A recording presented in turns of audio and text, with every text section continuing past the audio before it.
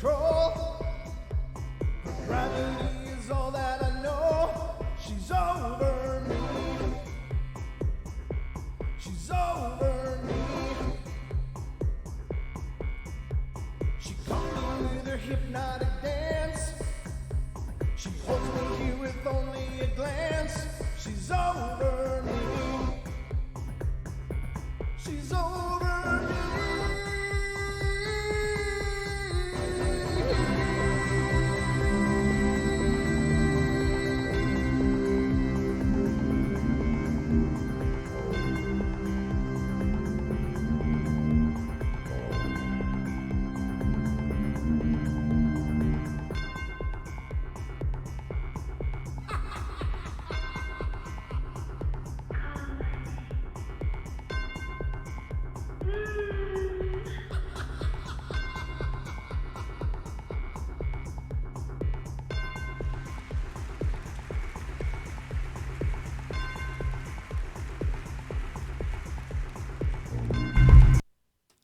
Welcome, everybody, to the Paranormal Portal. I'm your host, Brent Thomas, and these are the Night Terrors. I hope you guys are having a great day, staying warm, enjoying the fluffy snow that seems to be inundating our lands and brightening our future, as it were. But I'm here with you, and I'm here for you, and I'm here in spite of you. So depending on your outlook and what you feel about the show, but hopefully you guys all love it here, and know I love it when you come into the show and hang out with us. And welcome to everybody that's coming in right now. I see the numbers are just climbing. It's a glorious thing. I just want to remind everybody that this Saturday we are welcoming a special guest to the show. Don and I will be joined on our Saturday night show by the one and only Mr. Kev Baker. He will be joining us here in the portal, and we will get into it with the main man. And Kev is amazing. If you're not familiar with Kev Baker, he's been at this for a long time, has a great show, an amazing following, and just a really good guy. Every one of his shows has great content. He puts a lot of love in his shows. And if you haven't watched them yet, head over on YouTube to the Kev Baker Show.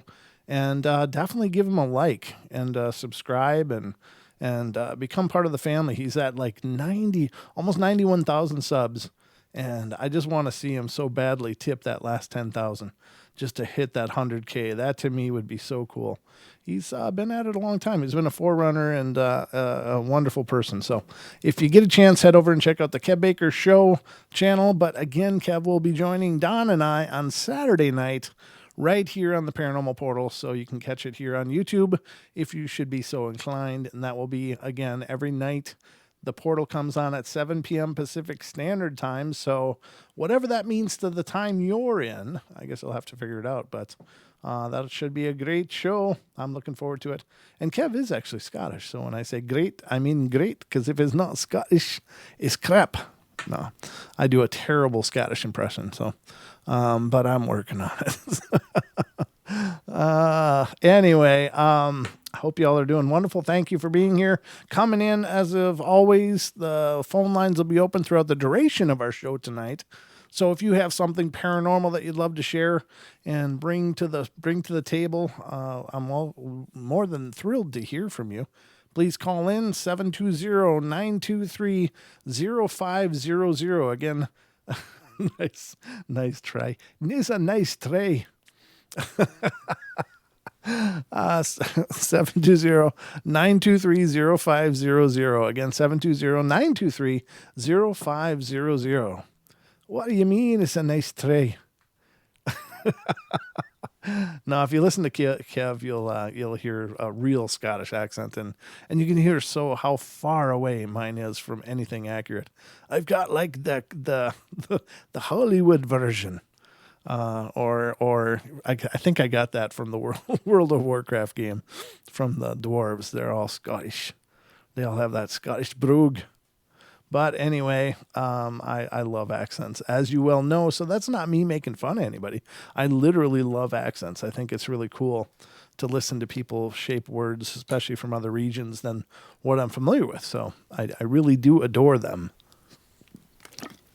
It's not me being disparaging in any regard because I think it's just really cool.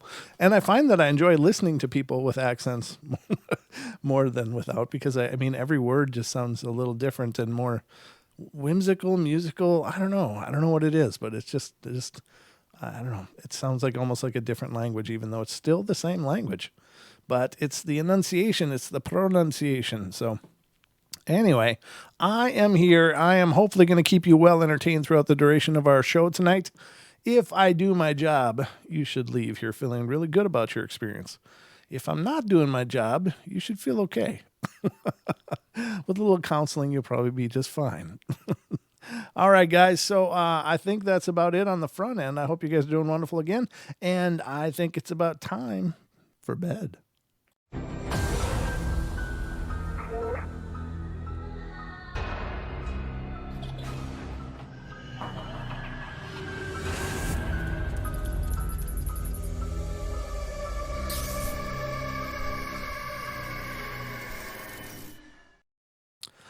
All right, so here we go. Duke, Duke's pushing the likes right out of the gate. I like it. So if you like the show, please hit that like button because it does actually help. It does actually help the recommended videos on Facebook or on YouTube. It actually does perform a function. So if you like the stream, please hit the like button. And if you're not subscribed, please subscribe. I'd love to have you be a part of the family as it is. I know that we've got a really amazing core of people here involved with the show, and I wish I could take credit for that, but I mean, all these amazing people found me. I didn't find any of you guys, I don't think, but I'm glad you guys are here, and thank you so much for being here, and I guess we can get right into the fun stuff, but I'm just kind of keeping an eye on the chat to see what's going on. Thanks for posting the phone number, Duke. Hey, Moog, good to see you as well. Our amazing chats. I'm not sure if Julie's in here. I haven't seen her yet, but great to see both of you. Keep the roof on the place, will you? All right, so let's see what's going on in the world of the paranormal. And the first one I got for you tonight is from California. And this one's not long at all. It says, when I was in 8th grade last year, we went on our ghost walk at around 9 p.m. It was just exciting and nerve-wracking. Well, I went to a Catholic school, San Carlos School, and my school was originally a boys' Catholic school, so we were split up into small groups and we went into different places. The first place that my group and I went was the boys' restroom. Little boys specifically haunt this restroom. Well, when we went in there, I had a really strange feeling about it. And I was near the storage closet when all of a sudden I felt a very painful and shocking tug on my hair. I turned around and said, Jenna, why did you do that? Well, she seemed incredibly confused, and so I told her I felt something pull my hair. And she told me that she felt that as well. Then a paper towel roll that flew off of one of the racks in the storage room almost hit one of my other classmates, Peter. And I also felt as if something was rubbing my leg and nobody was around me. So we all ran out screaming bloody murder. And then all the groups got together and we walked over to the cemetery, which is a couple of blocks away from our school over in Monterey. And we were all in the office of the cemetery, and the head of the cemetery was telling us about the different occurrences that have happened there. And while he was telling us about this, there was a loud bang on the window right where my friend Ari was sitting. So someone took a picture right after it happened, and we saw a giant orb right next to her.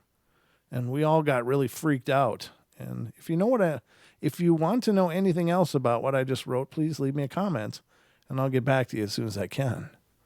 Yeah, the ghost walks are generally, I mean, a lot of people go on ghost walks, and I think they're cool, but a lot of times there isn't a whole lot going on. It seems that for whatever reason, and I don't know, this is just speculation, I guess, but I wonder if the size of the groups is intimidating to some of these presences and they choose not to interact. But it's kind of neat that if, what this person wrote is true, that did happen for them. I think that's really cool. So that was a story number 1 for tonight. So I hope you enjoyed number 1. Now let's move on to the next one. Oh, this one sounds interesting. This one's coming from California again. And this has to do with a hooded, cloaked figure. So I should start off saying I'm 15 and a half years old. I'm female. My name is Emma. I couldn't get to bed this night, because I've had enough of this. I am so scared.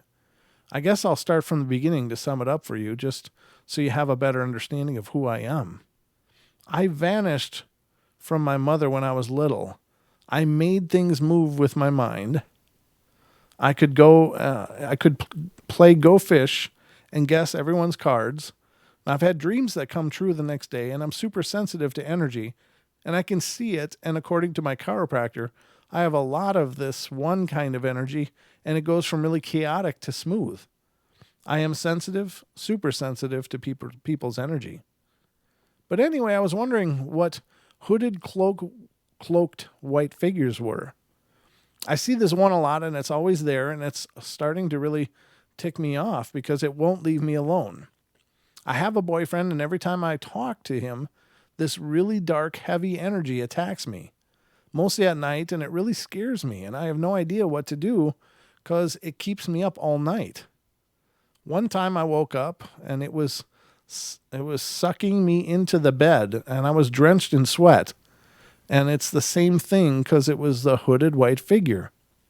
I'm so scared, and I want to understand this, but I need your help and advice. This is one of my many problems I'm having, and I would appreciate if I could get some kind of explanation.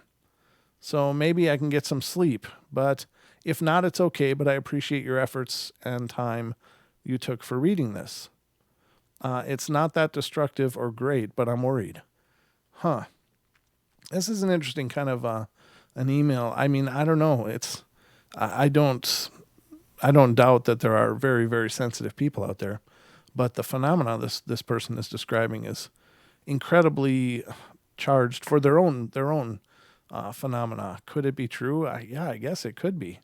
It's not a claim you hear very often of people being able to move things with their mind. I think it's incredible, and I think that we may very well have these abilities locked within us somewhere because, here's the thing. If indeed some of these ghosts and spirits were once people, and I think in a lot of cases they were, then whatever they're doing, it has a human being spirit. They have a human being spirit, but they are able to move things. And there's no reason to believe that we couldn't also move things because we also have a human spirit.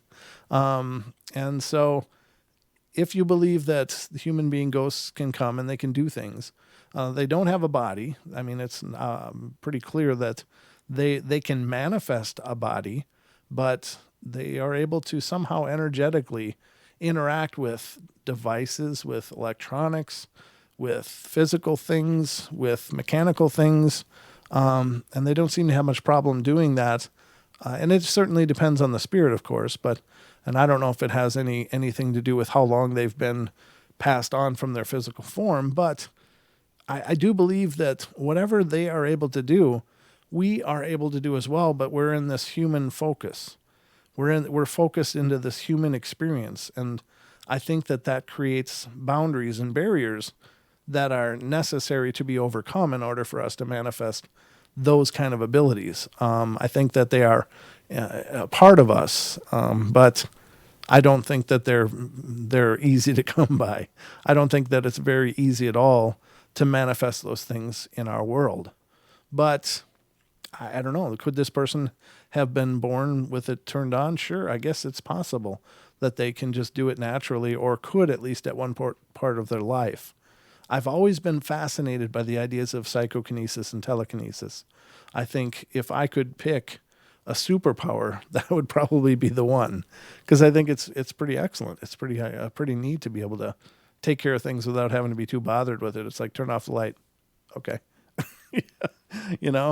Turn the TV channel. Where's the remote? Oh, it's over there. Okay. I think it could be pretty handy personally, but, I don't know. It sounds maybe way out there to a lot of people, and I can't be sure. I mean, again, these are just my theories, my ideas surrounding the phenomena, but I do believe that it's intrinsically possible within all of us. It's just, there is something about being manifest in these bodies, our spirit being manifest in these bodies, that makes that very problematic or nearly impossible to manifest in this experience. Now, I do believe there are people that can do that. They can manipulate things to a degree. I don't know how profoundly. I don't know that there are any, superhuman kind of abilities really going on out there. But I think that there are people that can influence things to a degree, as it is. And maybe there are. Maybe there are some people that could lift up a chair with their mind or move stuffed animals around if they chose to. I don't know.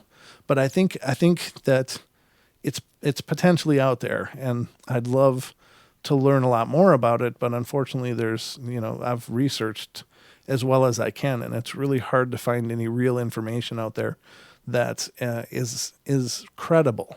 There's a lot of claims out there, but it's hard to find really credible references to this stuff.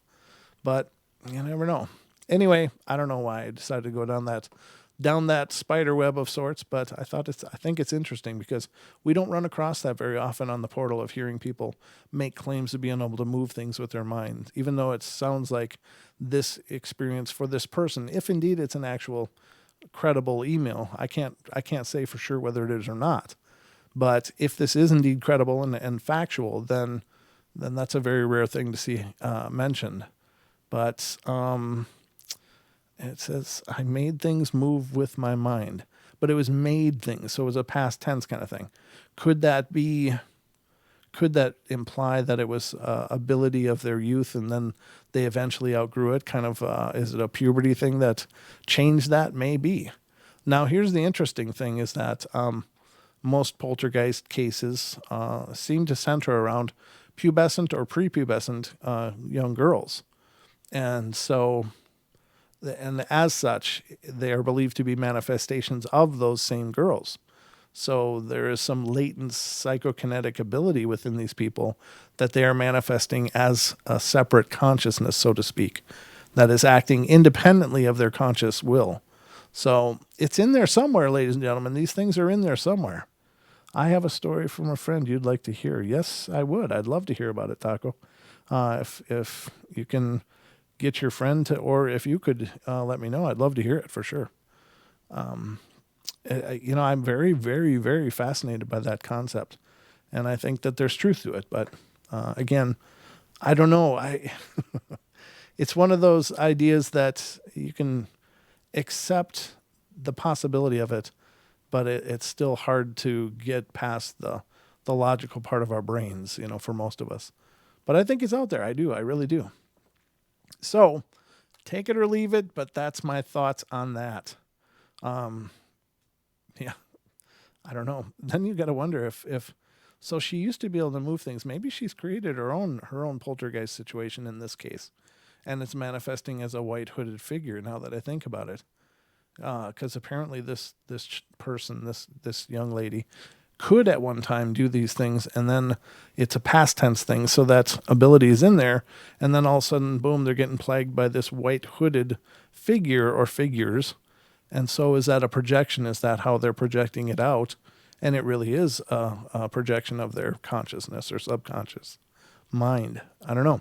Very interesting thoughts.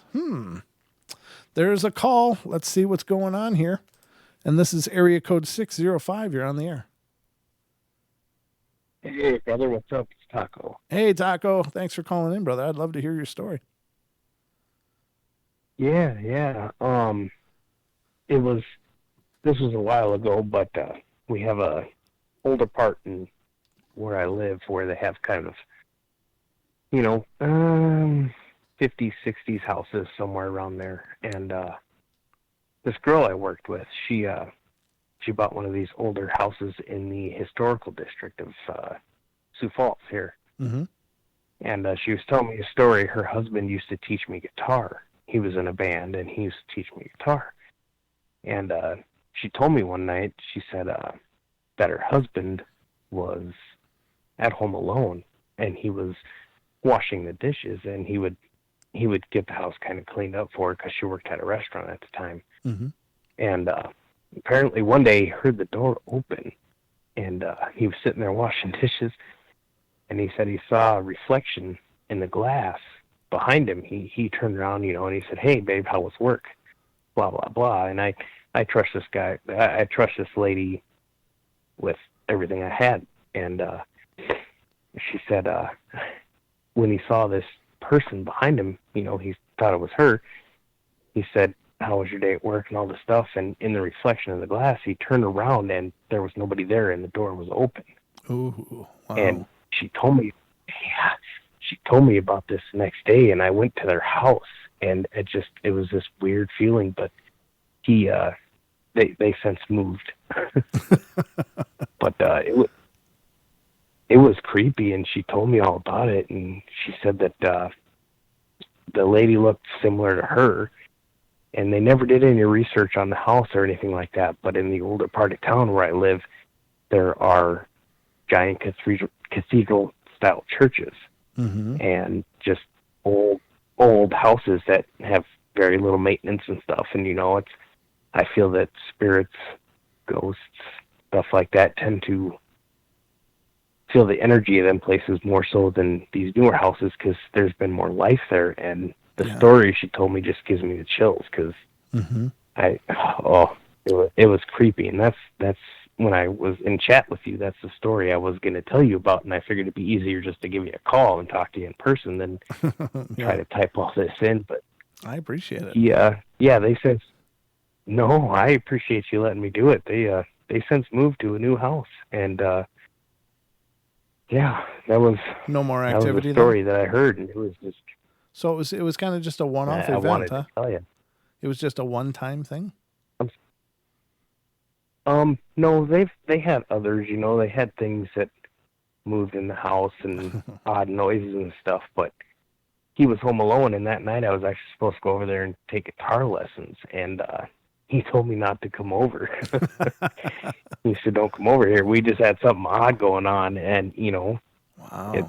it was crazy. I remember that story as clear as day, and Yeah. I don't know what I would have done in that situation. That was some creepy stuff. That is, man. That's really intense, and the idea that something else is there and you can't really see it. I think that's the hardest thing to deal with a haunting is the fact that it could be anywhere, could be anywhere and everywhere, and you don't know what's coming or when it's coming, but you kind of know something's coming.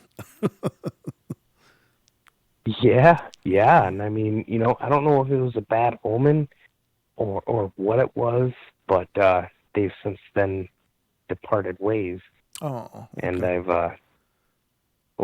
I've lost contact with them, but back then we were really close friends. We all worked at I worked with his wife at the restaurant I was at, and Mm-hmm. it was just really creepy to hear this. And Yeah. there was no reason for me not to trust them because Sure. Sure. 14 years together, Right. so it was just like It's not the kind of story most after people hearing make that. up. you know. I'm sorry, I said it's not the kind of go story ahead. I'm most. sorry. It's not the kind of story most people make up. It's like, hey, I'm not feeling well. Is the kind of story most people would make up. Not like, hey, we just had some weird crap happen in here. Don't come over. So it's not the usual excuse. Yeah, it's true. And she'd come to work and she'd tell me about um she'd go to bed with things in certain places, and she said she'd wake up and they'd be gone or in a different place or different position, and they would hear footsteps and all sorts of weird creaking and stuff. And then she told me about that story, and then it wasn't even a month later they moved, and I was just like, Yeah. huh. At the time it was nothing for me because I was young and dumb back then, but Yeah. Yeah. now it's just like, Yeah. That's after hearing that's like intense. Nessie and everybody else that's been calling in, it's just like I need to take more faith and to believe in this stuff. And your show has done that, and it's awesome. Well, I'm glad. I appreciate that, and it's really cool. That's the thing that I love about the show is the discussion that we have. That things just build on each other, and everybody brings something to the table, and that makes for a better experience. So I'm glad you decided to call in. That's really cool. And I would much rather people called in with their experiences than email because it's nice to be able to have discussions and to ask you questions, and to try to understand what happened a little better. But wow, that's really cool, brother. No, I really appreciate it. And like, I think it was when Don was on the show, but he was on Skype with us. What was that? 2 days ago, Mm-hmm. I Saturday. believe. Yeah. Saturday. Yeah. And I'm sorry. Go ahead. No, I was going to say Saturday. Yeah. Saturday. Yeah. And I've actually, this is off topic real quick here, but I've Sure. got a buddy of mine from work. I got him really into the show. He's Blue Hemi Ram 2011. Oh, nice. Nice. Okay. Yeah, he started joining us, but that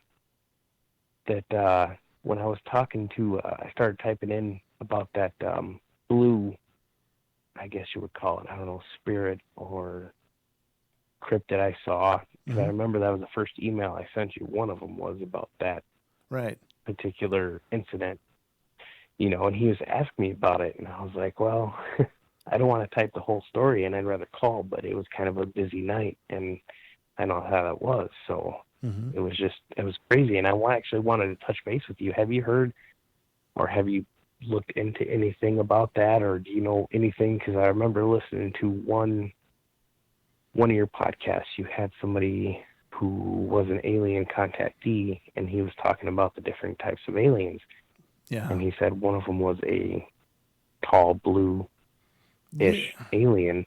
Mm-hmm. Yeah. I think that was Do you, Jim. do you remember that at all? Yeah, I remember, of course, when Jim was on the show, Jim Mount.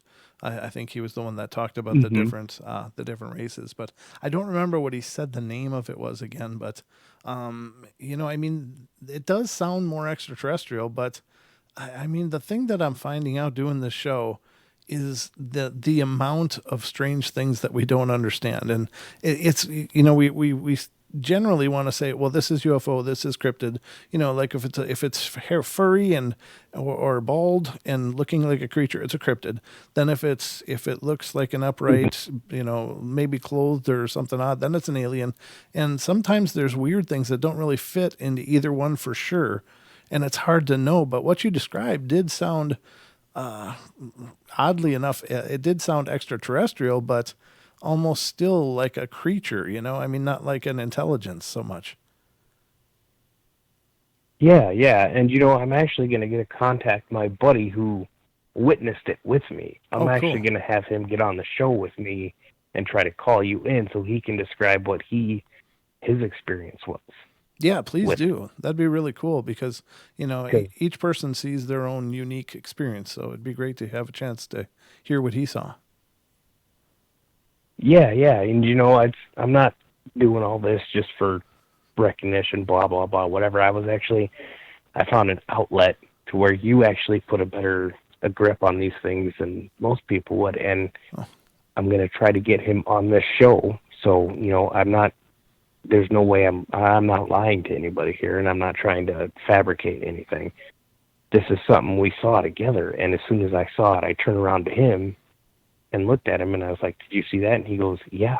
He goes, "What did you see?" And then we kind of went on our story. So hmm. I'm going to do my best to get him on the show with you. Oh, that'd be cool. That'd be a lot of fun. And if you were there as well, So, so that we could have a kind of a discussion about it, that'd be excellent. But no, I don't. I've never doubted that what you've told us is absolutely the truth. It's just always blows my mind the number of different things that people see. yeah, yeah, I can't believe it. Like, I don't know. I've listened to so many of your podcasts. It's not even funny. My mind is just rambling right now. Like, I don't know. I should probably get off here and let you continue your show, but I wanted to call and talk to you about that one, Oh, backing up here a little bit, that one ghost experience that my friend had, and mm-hmm. that was Yeah, creepy. I I mean, that even made my skin crawl. yeah, that's horrible. And just to know that something could be there and it's watching and is taking part of your everyday is kind of odd. But man, I really appreciate you calling in. That's really wonderful to hear from you. And please feel free to call in anytime you think of something. No, I appreciate the time, and I want to say thanks to everybody in the chat. You all are awesome, and you're good people, and you got a good thing going here, Brent. Don't you stop for nothing. You got it, brother. We'll keep going forward. I promise. You keep going. All right, man. Good, good, and just remember, every Tuesday is Taco Tuesday. It's Taco Tuesday, ladies and gentlemen. And thanks for calling in, Taco. All right, thanks a lot, man. I'll be watching. All right, we'll see you. I just love that name, Taco Violator. It's so brutally descriptive about how the man feels about his tacos. All right, so excellent. Good to hear from that. I love it. Again, anybody out there has something to share, please call in. Love to hear from you guys. I love new experiences all the time here on the portal, so please feel free. The number is 720-923-0500, or if you're looking at your screen, it's right there, underneath the word Paranormal Portal. There it is. Small little font, meant to deceive you, but it's there. No, it's not meant to deceive you. I just didn't blow it up yet. It's been on my to-do list for about 6 months or better now, so maybe even longer. I don't know. It's been a long time. But Julia still razzes me about it, like, hey, did you blow up those numbers yet? Nope. She's always keeping track of me, helping me keep my mind together, I guess. So, very cool. Did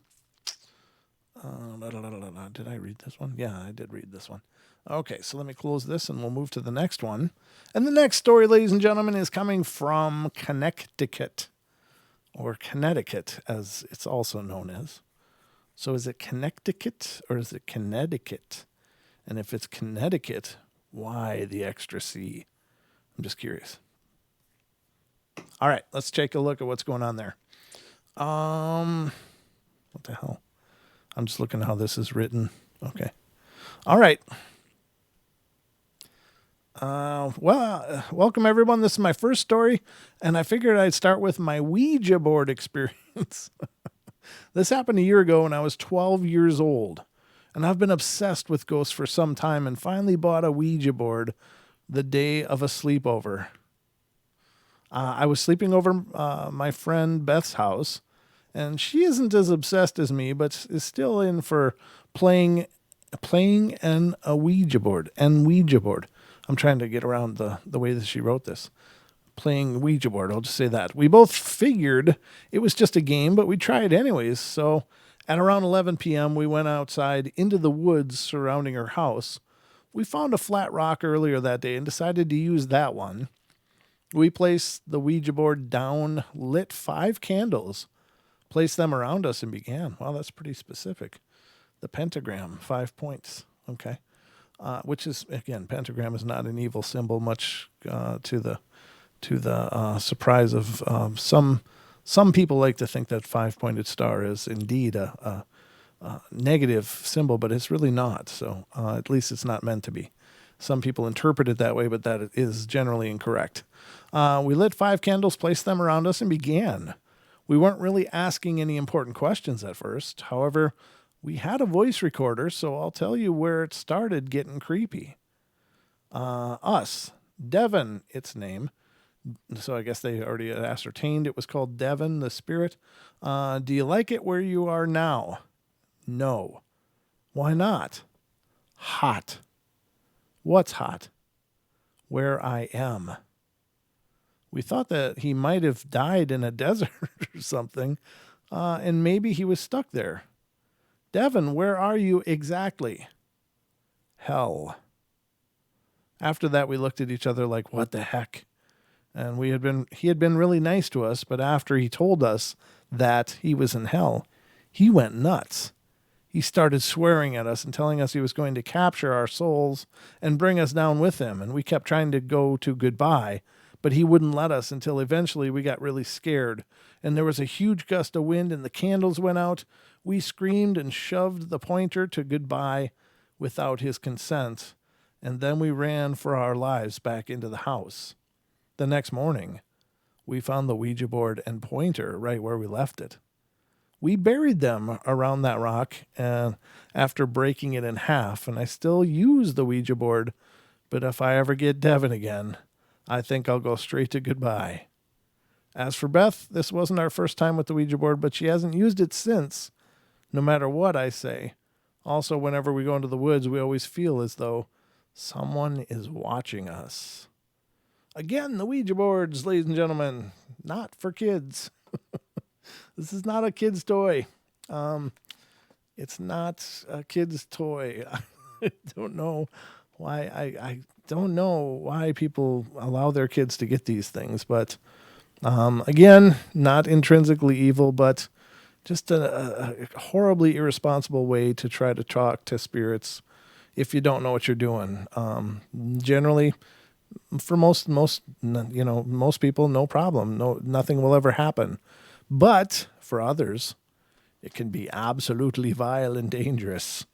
And why that is, I don't know. We got another call here, and this one is coming from area code 228. You're on the air. Well, hello, good evening, and hello to all your viewers. This is Hazel. Hey, how you been? I haven't heard from you for a while. I thought you forgot our number. Well, oh, forgive me. Yeah, I took a break from the internet, just contending with life, but I'm just fine. But this subject you're talking about power of suggestion, the ability to move objects. Yes. Yes, my father could levitate glasses. And, he used to make us sit down at the dining room table and concentrate on a Bama jelly glass. And we were not allowed to leave the table. And we weren't allowed to take our eyes off the glass either. And that glass got up and spun around about a foot off the table, faster than any top I've ever seen spin in the air. And, and the moment that we broke our concentration, the glass defied every law of gravity. It did not. It did not land and pound on the table and fall over. It did not land on the table and finish spinning out like a normal top would. It just defied every law of gravity and landed solidly on the table with a thud. And I was a young girl. I might have been maybe 6, 7 years old. And my brothers were a little older than me. But my father had been delving into the 9/10 of the brain, our brain that we don't use. He was very curious about being able to tap into that. Right. And so that was some of his experiments. And some of his experiments used to just mortify my mother. Wow. But some people really do have that ability. I learned that as a child. I tampered around with it when I was a teenager and, would run balls off a pool table and, yeah. But I steered away from doing that. There's good and bad ways of doing that. And, I did learn that there are entities that may channel through a person that enable them to do that. And in the story you just read about the girl, about being pressed down into the bed. Yes. That really does happen to people. Oh, sure. I've personally experienced some spiritual attacks as well like that, and it's absolutely no fun. But what I called tonight about, Brent, I wanted to give a big shout out to your viewers and tell them they're all loved. And what I really called about tonight is I really wanted to discuss Lynn Poole's encounter story that is on Duke's World Bigfoot Radio. It is that is number 8, I think. And I listened to it, and as I listened to Lynn's encounter of I can't pronounce the name too well. It's Gwinoski or something, a Gwinoska. Okay, and I had really never heard that term for a Squatch. And, I reached trying to tell people about my encounter when I was young, and yes, it was in the 70s, but it was relieving in listening to Lynn and Duke talk about this, because as Lynn described glowing red eyes, and that the being had a mouth, and that you could tell they were a carnivore. Well, there's a few times I've tried to tell people, no, there wasn't any moonlight in their eyes. No, this creature's eyes glowed red, and it was rather relieving to hear another human relay that they. Lynn described it well. Their pupils were red. Their eyes glowed red. And there's been times in the Squatch communities I've tried to explain to people, no, their eyes glowed red, and that I'd truly seen it. Right. And I've tried to say to people, you don't have to be deep in the woods or the wilderness to have an encounter with a Squatch, because my encounter happened in city limits in a city patch of woods where a canal ran by it. And that happened in the 70s. And I couldn't live my life in fear, knowing that, oh, gee, you're driving down the road, you're in city limits, there's sirens, there's cars, there's, but gee, over there in that patch of woods, there might be a Squatch over there eating turtles or something, Sure, yeah. You can't live your life in fear like that. But each time that I'm noticing that I am watching and listening to other people's encounters, it triggers the PTSD clear back to the moment of my encounters. Oh, okay. When I was young. Yeah. And it's not that I live in fear. It's just it's such a reality that can't be erased. And we'll bury it in ourselves for most of our lives because, when it happened, we tried to tell people and, nobody believed us. And unless somebody's actually come face to face with one, they don't have a tendency to believe, and for knowers, it's just something, we know. Yep. No, I agree. But I wanted to thank, a shout out to Duke, who's a mod in your YouTube chat right now. His mild-mannered way that he allows people to relay their encounters and doesn't judge them. A big shout out for that, because that outlet really helps people like me. Absolutely. Because we might have stuffed it down in us 30 years of our life. And to have an outlet, and even you, Brent, to have an outlet to discuss, hey, gee, my father levitated glasses when I was young, That's amazing. To just be able to talk about that and to not be judged is absolutely, it's relieving, it's wonderful, and I can't thank you enough. Oh, it's totally my pleasure, and really, it's getting back to the glowing eyes. It's funny because more and more and more I'm hearing that report come in from several different sources, and so and these people like you are not affiliated with any of the other people that I've heard mention this. I've heard it from a researcher. I've heard it from several different experiencers, and I've got to believe that this is really happening. I don't pretend to understand what it is, but I have no doubt that you're telling the truth. And by the way, your dad levitating stuff to me is absolutely exciting, and I would really love to understand more about that. But perhaps we can chat. But I think that's amazing. I really do believe those skills are somewhere inside of us, but for some reason they're very hard for us to manifest. I think maybe some people figure it out. And again, there's been shamanistic and spiritualists that have been able to do it throughout the generations. I think it's either India or one of those countries over there have many reports of monks floating around at treetop level. So this is not a new phenomena by any means. So it's part of our heritage. It's just understanding it and to understand how to manifest that, I think, is just incredible. Right, and within a group, there's like-mindedness.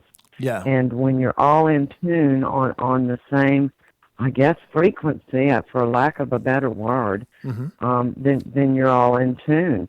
And we're all gifted. Yeah. We all have telepathic abilities. And to tap into that, yes, you have to.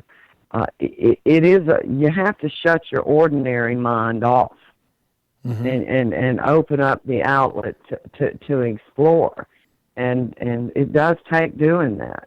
Yeah, right.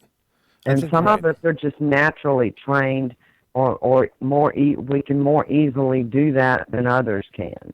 Yeah. Or we more easily sense electromagnetics. The vibe. Yeah. We have a tendency of reading those. Yeah, very wild. That's awesome. And you're right about Duke's It show. really is. Yeah, it really is. I mean, that kind of stuff excites the hell out of me because you don't hear a lot of it. Those kind of reports are about as rare as you can get. But again, Well, I have no question. I have no well, doubt that that's it's because happened. we'd be called flipping nuts for that, Brent. Not here, you You won't. can't just tell anybody that and say, oh, and hey, by the way, I'm a normal person. I'm an upstanding citizen of my community. But, Gene, I had you know, I uh, understand. your reputation somewhat are on the line when you come forth because, when the society will condemn you. They will call you nuts. Oh, sure. Sure they Yeah, will. don't go near that one. That was kind of creepy. Yeah. You might be crazy, but you are kind of crazy. That's all I got to say. We'll take it. We'll take it for sure. But Well, no, and Nessie asked a question, and she's in your chat, uh-huh. and she asked a question about portals. And I had mentioned in chat that, in the YouTube chat, that is wonderful. And for all the listeners that aren't here on YouTube, come on in and tap up what you feel with Brent because it's a wonderful atmosphere to be in. His chat room on YouTube is. And, Nessie asked the question, she asked me in response to something I said, well, how do you know if there's a portal? Is it just a place, that entities travel out of? And I said, well, yes. And it's a pathway to another dimension. And it can be a two-way path, meaning they're coming into our dimension. And in essence, there are not so nice ones that will try and suck you into their dimension. Mm-hmm. They'll try and suck your spirit down there with them. Sure. Yeah. No, that's true. Portals are pretty intense. We just covered a little bit of that on a show not too long ago, where we were talking about portals and how to identify them. And a lot of people use pendulums to identify if there's a portal in an area. They'll just walk around with the pendulum, and if it starts suddenly going into circles, that's something could indicate there's a portal. And apparently, if the circles are clockwise, it's a portal into our world. If the circle is counterclockwise, it's a portal out of our world. And this is according to some information that I was able to find. But I'm sure there's other ways to figure it out too. Maybe the dowsing rods or whatever could be another method. But yeah, I think that portals are probably mostly naturally occurring, but they do tend to be freeways of sorts, I think. Right, and I can see where the pendulum is useful in that the energy. Right. Just as mind over matter works, well, that pendulum is detecting the energy and which way it goes. Yep. And which way it might flow. Yeah, exactly. I think that's wonderful. Yes, I don't know much about the research tools, into the paranormal. I'm just adept at noticing it. Yeah. You might have that pendulum built into you. It's just part of your ability to sense. But yeah.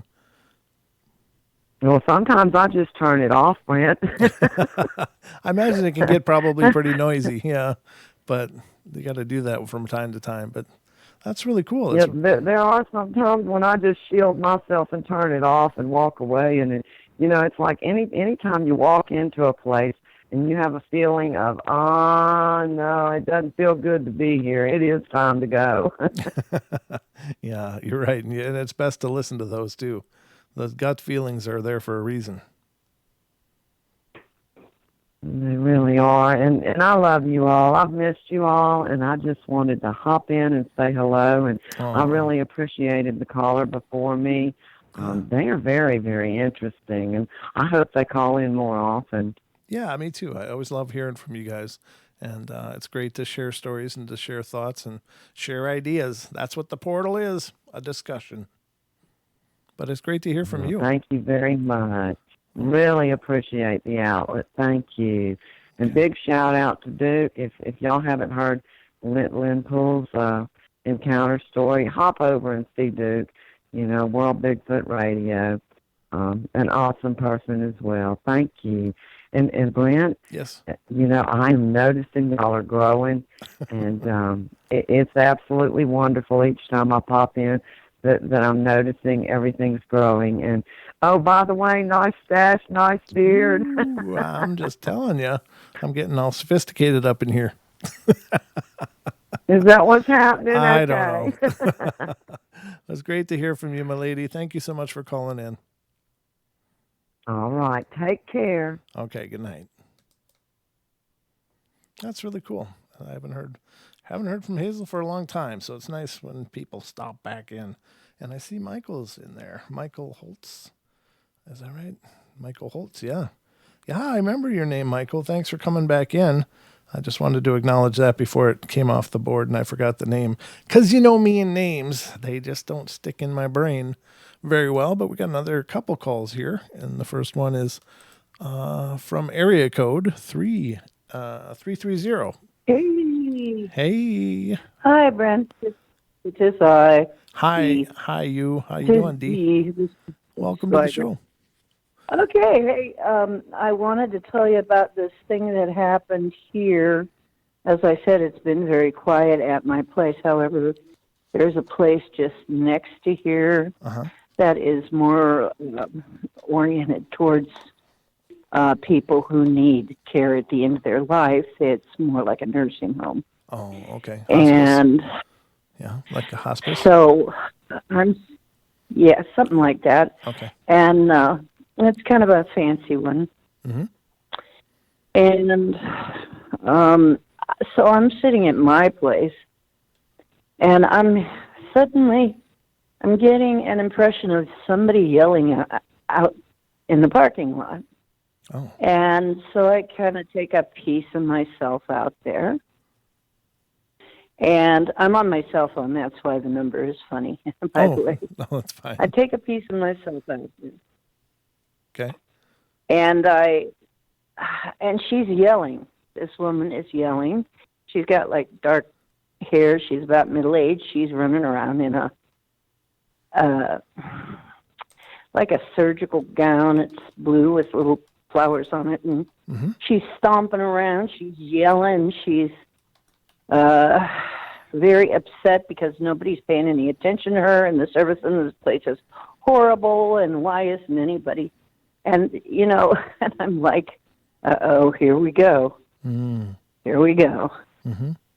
And so I go up to her in my astral form, and I say, hey, well, I can hear you, but the bad news is I can hear you because I'm a medium, and you're dead. And she just looks at me like, oh, don't give me that. Okay. Oh, no. Oh, gosh, now here. I said, well, but you see, that's why nobody can hear you and see you except I can. And I'm really sorry, but you must have died. Mm-hmm. You know, she just gave me this incredulous look. I can't be dead. You know, I can't be dead. Mm-hmm. Well, I'm sorry. She says, I'm too young. I said, nobody's too young. Yeah. Something must have happened to you. Do you remember? And she said, well, I went to sleep. And that's all she could remember. Mm-hmm. I'm like, uh-oh, okay. I said, well, look, you need to cross over. We're going to get you some help. And it's not bad. I've been there. I died a while back. That's why I can see you, okay? It's one of the reasons why I can see you and talk to you is because I have already, I think that's why anyway. And so you need to, I'm gonna get you safely over, okay? And she just looked at me like, what are you talking about? Well, okay. You know, I had to talk her into it. It's like, I'm there, okay, angels, I really need some help here because she obviously, you know, it's like when the angels finally showed up, she believed me. Mm-hmm. But she just did not want to believe she was dead. And I'm like, oh boy, you know, those are the ones you kind of dread, right? Right. Yeah. And so, yeah. While it was open, I just put out a call to anybody who needed to cross, and I only counted about 7 because I think I'm right about this place. Not very many people have died around here. That's why it's quiet. It's probably not been used for much of anything, but I thought of that, The Sixth Sense, where the kid is saying, I see dead people. They're everywhere. They look just like everyone else. They don't even know that they're dead. Yeah, exactly. You need that clip. You need that clip in the show. Yeah, exactly. Somewhere in there. Sure. But, it's one you dread because having to tell somebody, having to explain to somebody that they passed on. Yeah. That's not easy. No, that must be really tough. Oh, but I'm glad you were there to help them transition. Yeah, I was too, and I guess that's probably. I was just thinking, I was feeling it. I'm getting called back in now. I've had a vacation now.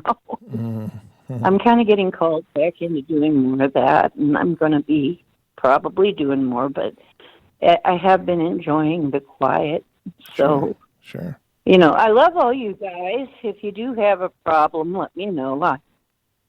Let me know here in chat. That's the easiest way to get a hold of me. I will try to set up something to make it easier to get a hold of me. I don't want to be inaccessible, but by the same token, I get a lot of really weird calls. Oh, sure. So, yeah. Yeah. Okay.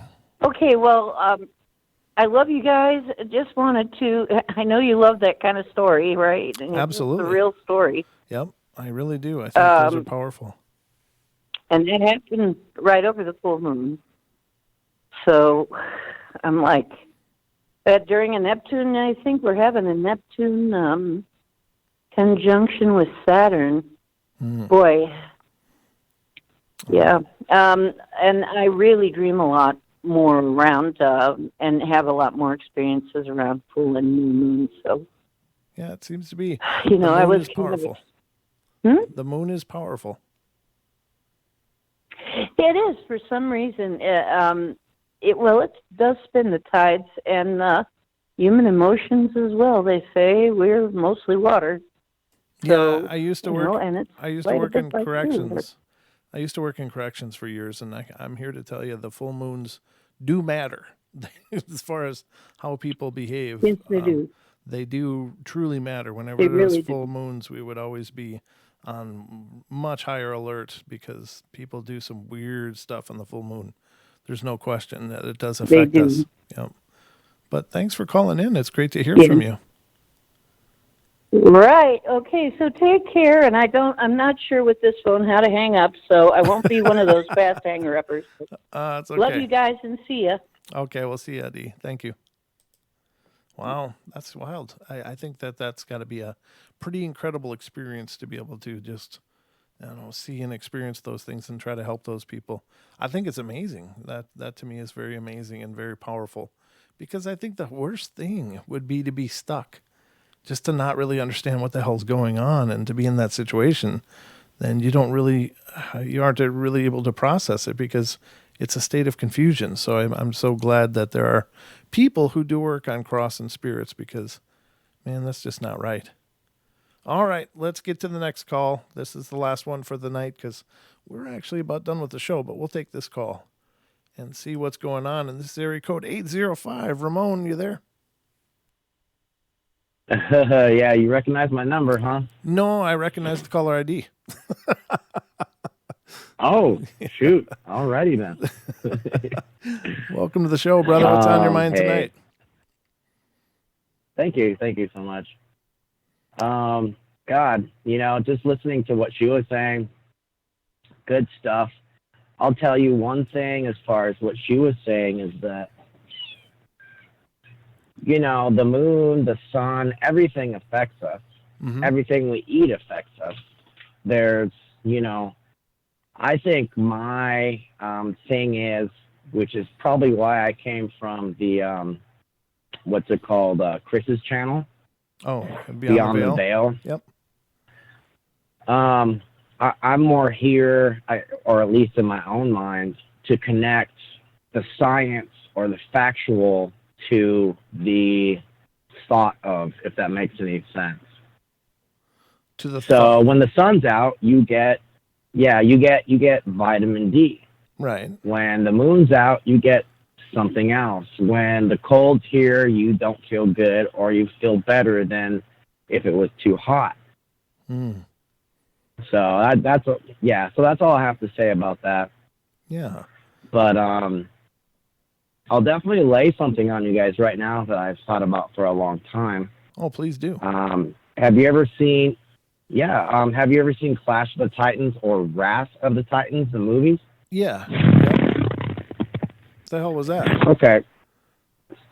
What, the phone just went like that. Oh, can you hear me? I'm sorry. Yeah, I can hear you. Just like really loud noise. But anyway, go ahead. No, I have headphones on. It might be why. Oh, okay, gotcha. Can you hear me now? Yes, yeah, can hear you fine. Can you hear me now? Still. Yeah.